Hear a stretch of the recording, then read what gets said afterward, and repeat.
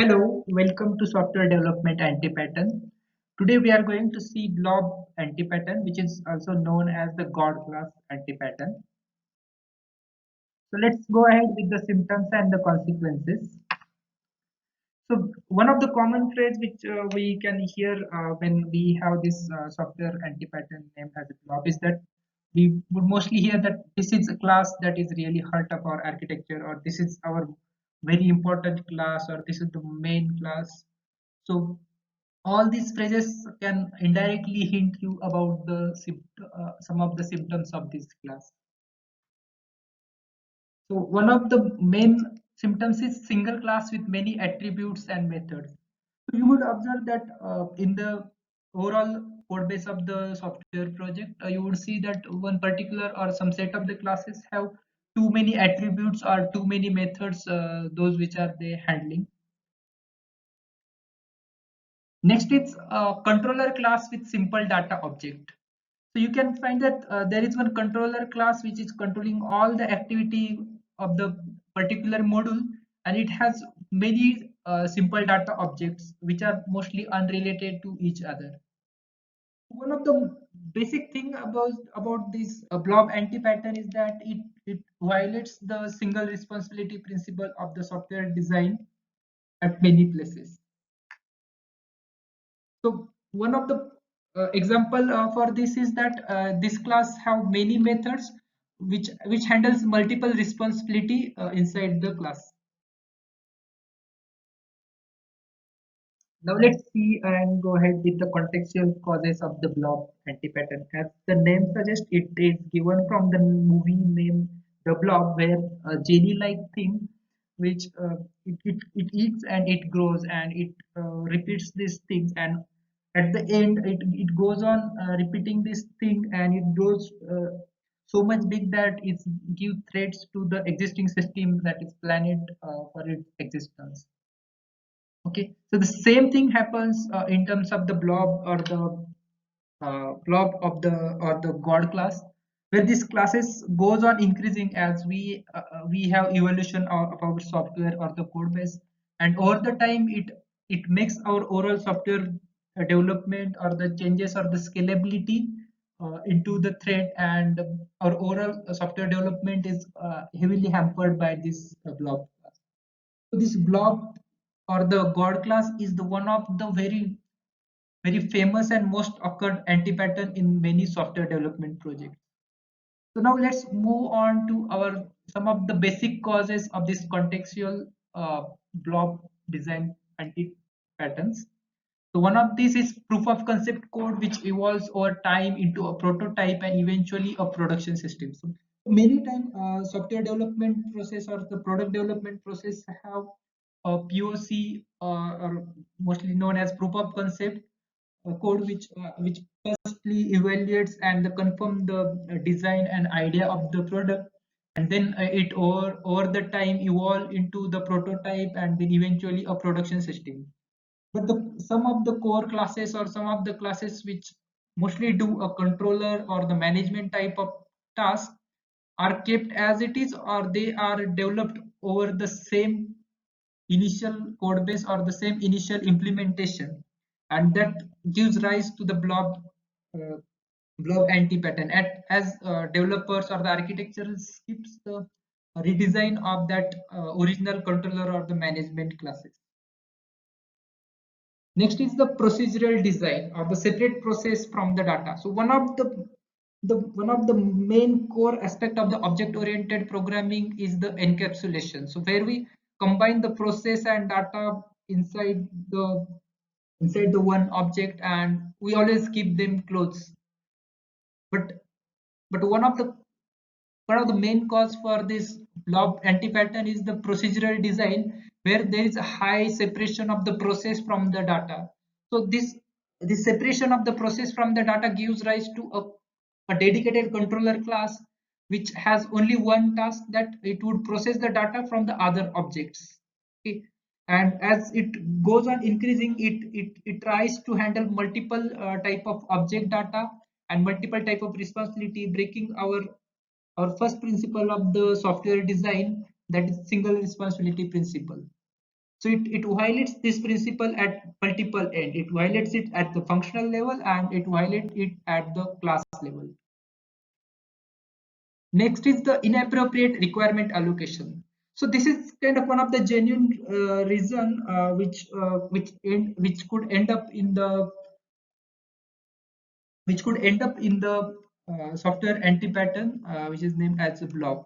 So this inappropriate requirement allocation is when the requirements change frequently and those are linearly or time to time cyclically keep on increasing or the repeating or changing. Then in that case, the initial controller or initial modular design which is delivering those requirements that has no other way but to add those new requirement allocation as add-ons, and those add-ons would increase the size of the class which handles multiple responsibility and multiple object modules.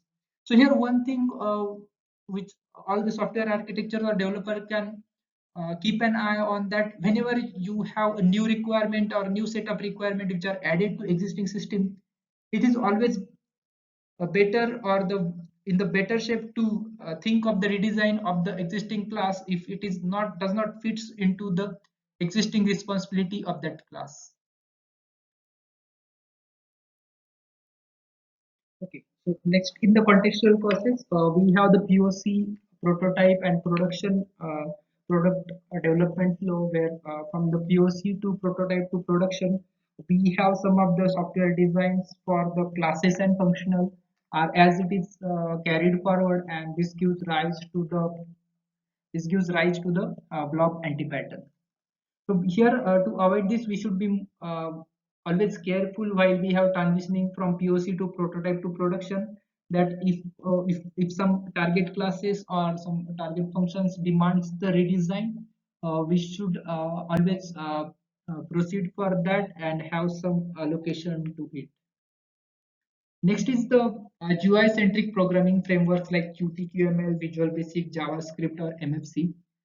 So one of the thing about this GUI-centric programming framework is that in terms of the MVC architectures, these frameworks has the view controller classes or the view controller functionality. So these view classes mostly have some responsibilities like registering of the object from the backend to front end, then passing of the events and the commands from and to the UI to the controller. So so in this case, if the central application has only single view class or the single view controller, then developers tends to add all those registering of the objects or all those commands and event handling inside the same class, making that view controller class growing bigger and bigger as we add more feature into the existing application. So here one solution could be, whenever we use such a GUI centric programming framework, we should have multiple instances of the view controller, or we should have this view controller broken into the smaller pieces, which smaller classes which would be taking different responsibility, which would not overlap with each other or which would not break the single responsibility principle of the software design. Next is developer tends to add a little piece of functionality to existing working classes.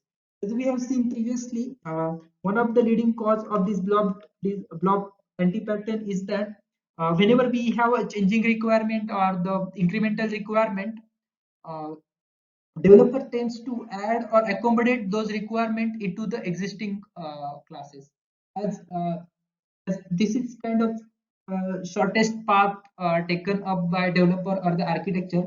So so they avoid additional efforts to think of those new requirements and accommodate a new design or create a new classes for those functional requirements if required.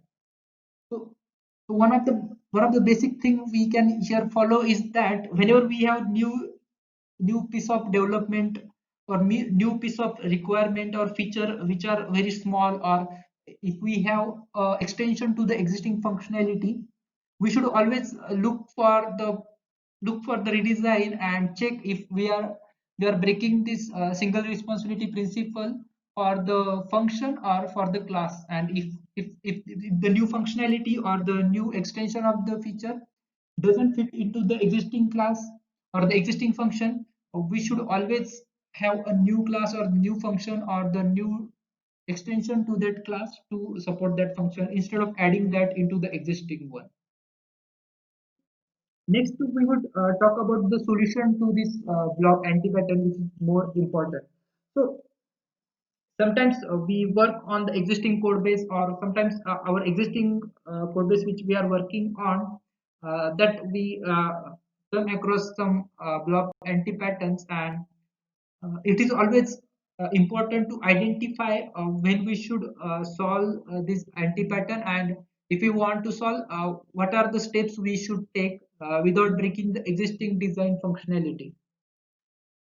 So one of the basic and the thumb rule to solve this blob anti-pattern is to apply encapsulation to data objects handled by blob.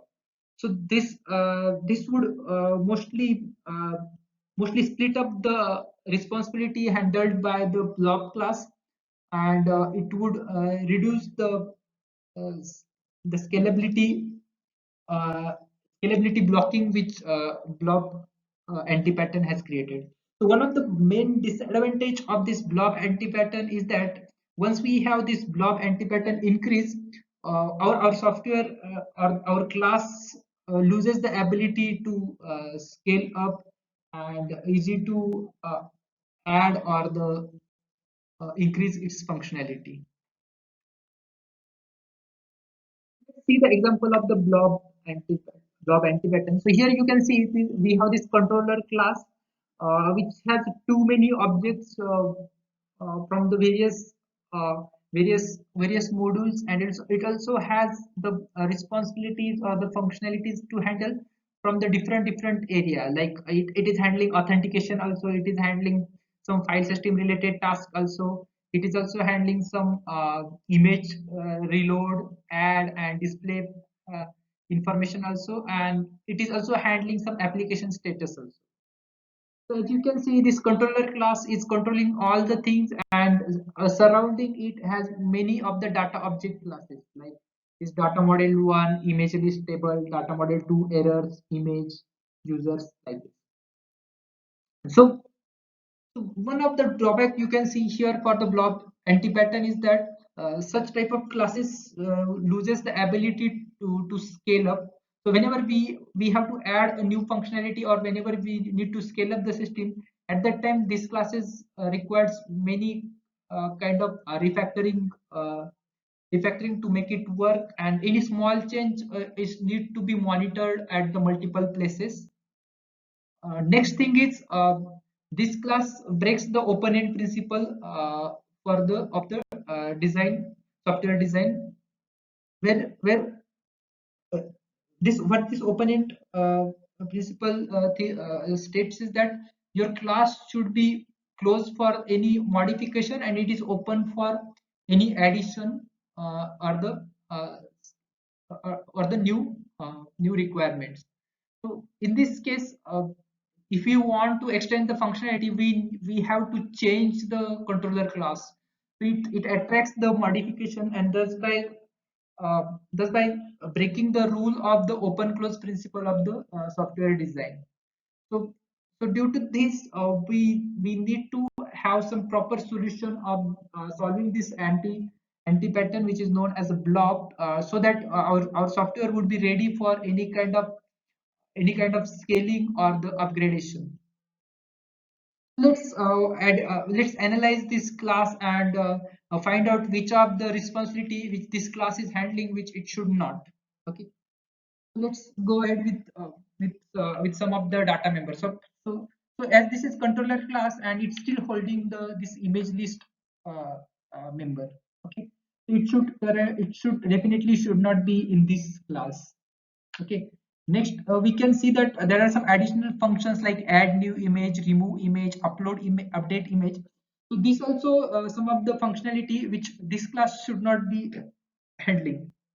Okay, next we will go display current image. This is also the the responsibility which this controller should not handle. Next is some of the file system related functionality like file copy, file delete, scan USB. These also should not be handled by this controller class. Okay. Next is some of the authentication and user related information like login, logout, authentication, session management. So this kind of functionality should not be also handled by this controller class. We should have some dedicated class to handle this functionality. So okay, so as we have currently identified some of the important additional responsibility which this controller class is handling, which is currently breaking the single responsibility principle. So this controller class has only one single responsibility, that it should act as a controller. So all those additional responsibility and additional resources which this controller class is holding, we need to split out those into the other uh, other classes or other functions. So in the software refactoring term, it is mostly uh, called as synthesizing a new class or creating a new class or creating a new method. Okay, so we take this class and we create a new class or the methods out of this class, out of this base class, or we cannot say it's a base class, from this main controller class into the new existence. So let's see how we can do that. So now we have this controller class. So now this is completely a refactor solution for this blob anti-pattern. Now let's see how we have done this. Okay. So first we have created this image handler class. Okay. So this is kind of complete creation of the class from this base controller class. Okay, and for this class we have given this responsibility of current image id and upload image id, and then we have this image object as a composite of this image class. So this controller no longer holds the image or the image handling related functionality. Okay. Next, there were some view related functionality which this controller was holding. So that we have transferred to the view controller class, like refreshing of the UI or displaying the current images. These are actually the task of the view controller. So we have moved those methods to the view controller. So this refactoring mostly called as a move method or the move function refactoring. Next, Next, we have moved some of the data members from the controller class to a view controller, as those mostly represent the close, close handling by the view controller, like UI model, current screen, or the state model. Next, we have existing image list table and all the image list related activity like holding the image list, adding the new image or removing the image. So those functionality we have moved to this image list table class. Okay. Next, we have some do task one and do task two, kind of two task related function. So those we have moved to the task manager, which is more dedicated class to handle such kind of function. Next, then we have some file system related functionality which are also handled by controller class. So for that, we have created a new file system manager class and have those functions inside this file manager class. And also, this file manager management related activities are not directly related to the controller class. So we have made this move this file controller class itself to the task manager. Okay, it would be more kind of isolation from the controller class. So this file system manager can independently evolve and scale up without having any limitation from the block. Next, then we have moved this change app status from method, which is more related to application status management, to the app status class. Then we have this session uh, manager class. Inside that, we have moved all the user and session manager related activity into this session manager class. And also we have moved this user class, which was directly holded by this controller class, as a composite of the session manager class. So the session manager is completely isolated from the controller, and so that it can evolve separately and scale up. So So this separation of this responsibility and the separation of these data models let us evolve each module independently without having any overlap with each other or any blocking of the modification level implications. Okay, so this is kind of one of the example where we can solve this blob anti-pattern. Okay. Okay, so this is the end of this session for this blob anti-pattern. So next we would see other software development anti-pattern in the next video. Thank you.